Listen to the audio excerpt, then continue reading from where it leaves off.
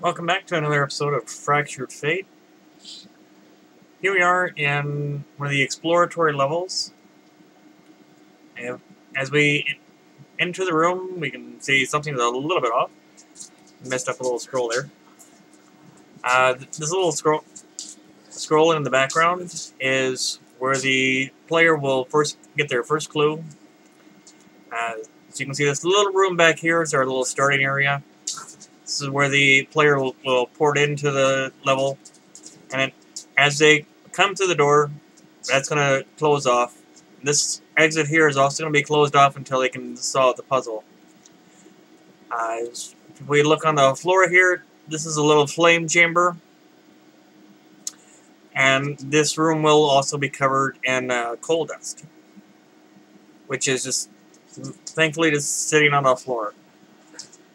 These pots on the altar here will have decorations on them, and these are the clues that the player is going to choose from.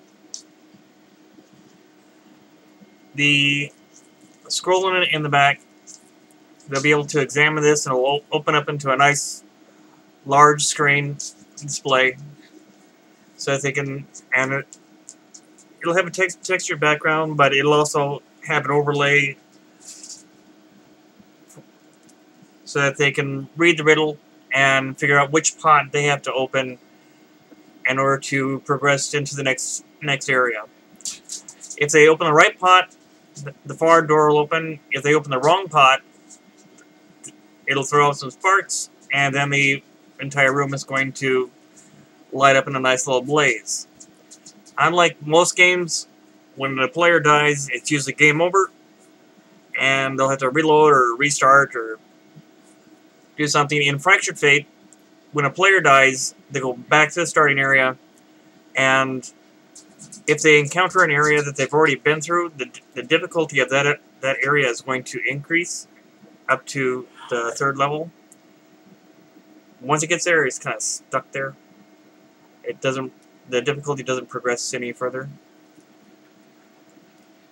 So now that we're past our little hot challenge, we go into the stone room. The lights in here are high, so I can see where I'm going. In this area, this would normally be dark, so that the player would have a lantern that they can use to light up as far as a decent distance around them, so they can see where they're going. But otherwise, most of this stuff is going to be hidden from view, except for the torches on the far end. That they can see the torches on this end, and this area, this little pad here will be lit up, and they can see the torches on the far end, which is where they want to go, and that area will be lit up.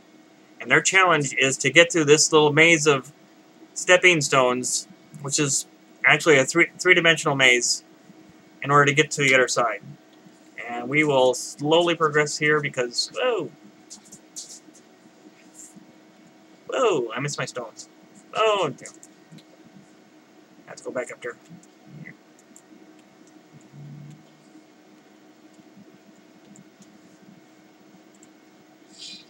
Yeah.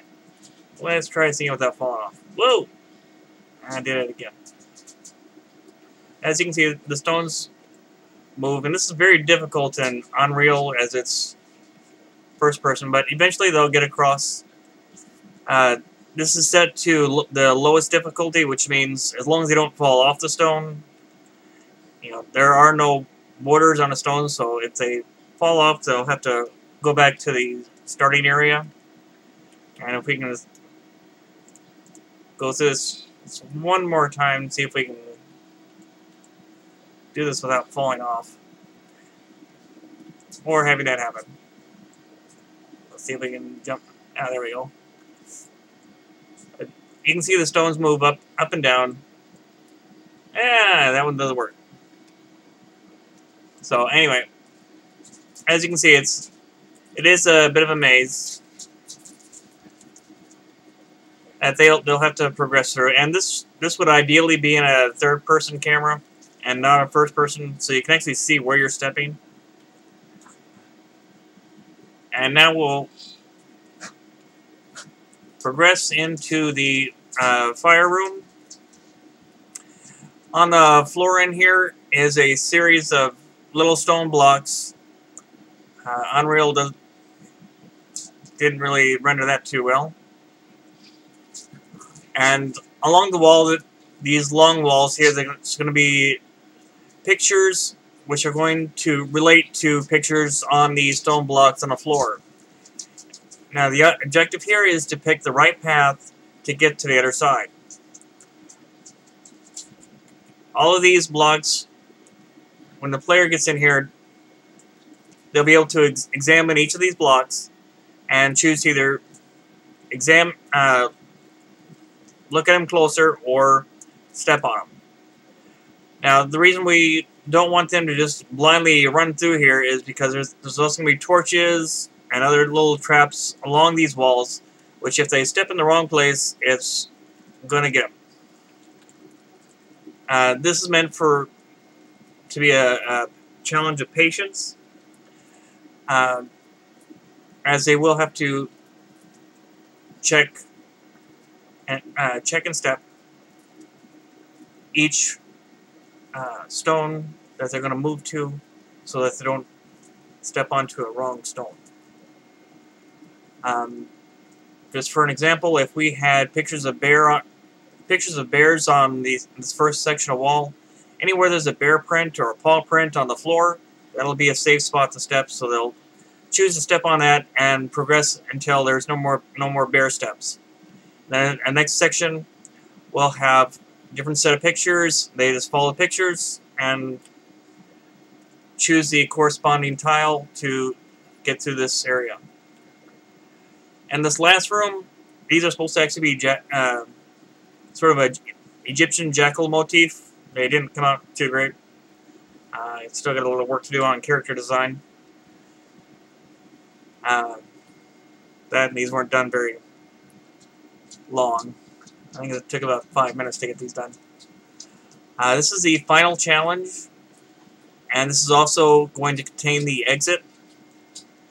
Each of these statues will have a door in the chest, so that they can pick a riddle and open a door. If they answer correctly, the door opens, they can go on through.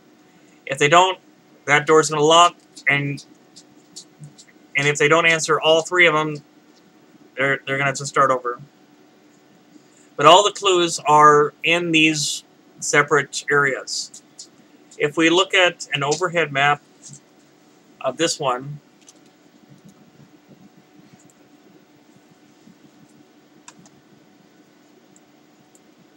yeah, another thing here, I didn't have a chance to put these in, but there's going to be little bitty stones, as well as some more detail on these stones. That's going to kind of fill in these side areas. They're not going to be able to be stepped on, because they're really too small, but they'll just kind of fade off into the distance. And what we'll end up having is a little map, a blank area in this stepping stone maze. And right here it's a fish. Well, kind of a fish. And that'll be one of the clues as to what the player is going to come up against in the final riddle. If we zip back to the front area, now the pot that they got right to open this door will not show up on the final riddles, but one of the two pots that they didn't choose will be a correct answer for this last scenario.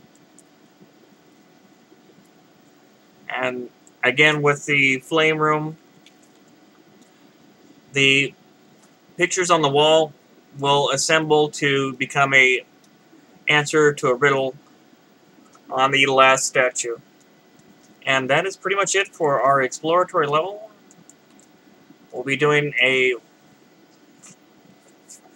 survival level next, and hope you see you there.